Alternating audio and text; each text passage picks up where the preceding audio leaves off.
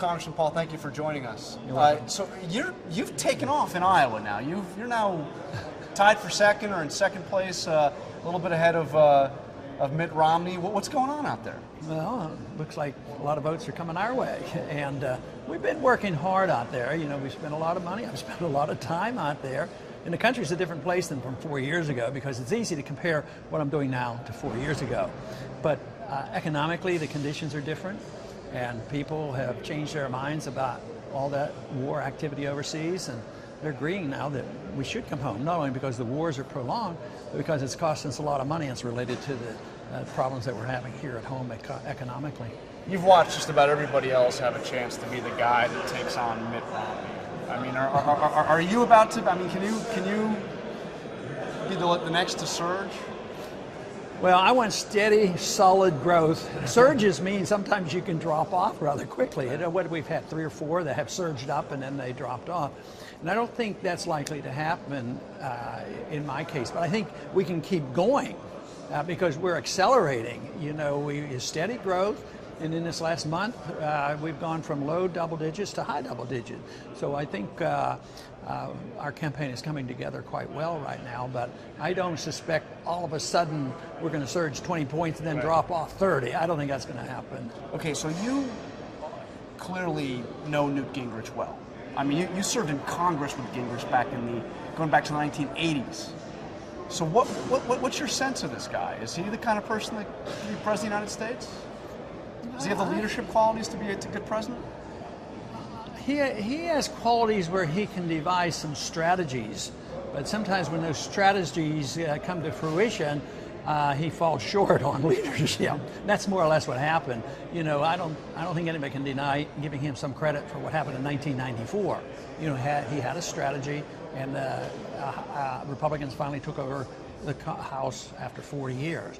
But then things for him went downhill, you know, and when he had to leave, it wasn't under the best of circumstances.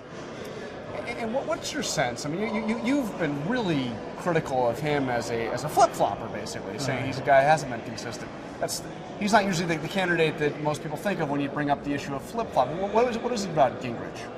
Well, he's been on a lot of different sides on all the issues, and actually that little ad that we did, which was a video, you know, for the internet, it was mainly using other people, you know, assessment of what he has done. You know, either working with Pelosi on global warming or his position on medical care and these different things. So he's had definitely different positions on many of these policies. What does that say about him? It means that he might be the opposite of what I've been doing for 30 years. So my positions haven't changed all that much. I guess nobody's really attacked you as a flip-flopper at this point. So far, no, Mr. Consistent. So far, so good. Okay, so the ultimate question here, who is a bigger flip-flopper, Mitt Romney or Newt Gingrich? Well, you know, I get questions like that all the time. Come on, give us an answer.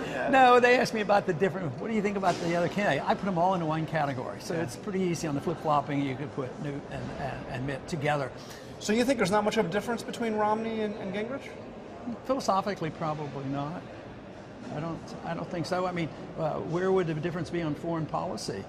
They're both very, very aggressive on what they would do overseas, and they're not ready to really change monetary policy. And you know, I doubt if either one of them would say that we have to get rid of the Department of Education. You know, a few things like that. Which one then has been more consistent? I mean, it's another way of asking. You're a model. They're both very consistently inconsistent. Both Gingrich and Romney. Yeah, they're consistently inconsistent. So you know the rap on Ron Paul. I mean, the rap is that you've got positions that are outside the mainstream of the Republican Party. I've heard that. And you probably wouldn't dispute in terms of the mainstream, the leadership of this party, whether it be on foreign policy, right. on some other issues. I mean, how do you get beyond where you've managed to get, which is in the 15%, or so? How do you get beyond that? Well, we're doing that. 6 months ago or 5 months ago, we were probably half where we are today. We were 8 and 9, now we're 18, 19, and I think keep saying the same thing. And about being out of mainstream, you know, that's a trick question because I think the country's out of the mainstream. I think the Republican Party's out of the mainstream Republican tradition because they claim they're for individual liberty and limited government and balanced budgets. What's their record? I mean, where are the balanced budgets? What have they done? I mean, we had a president and a House and a Senate for 6 years, plus 2 partially.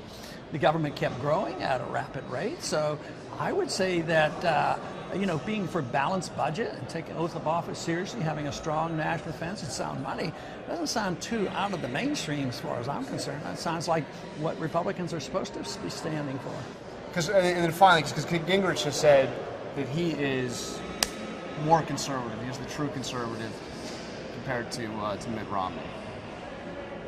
Well, I guess he can say whatever he wants. Is he going to have a hard time making that case? Well, he may be because he may be able to make the case, but I don't think he has the evidence. So, I mean, what do you mean by that? He doesn't have the evidence that you don't think he's truly a conservative? Yeah, we could go back and compare all his policies and all his statements and all his votes and everything he's ever said in his career, and he's pretty much for big government. I mean, there's no doubt about it. You know, early on in his career, he wasn't even bashful about it. He ran on a big Republican government platform. So Newt Gingrich is a big government advocate. His policies have been big government. All right. Ron Paul, thank you. Very Appreciate your good. time. All right.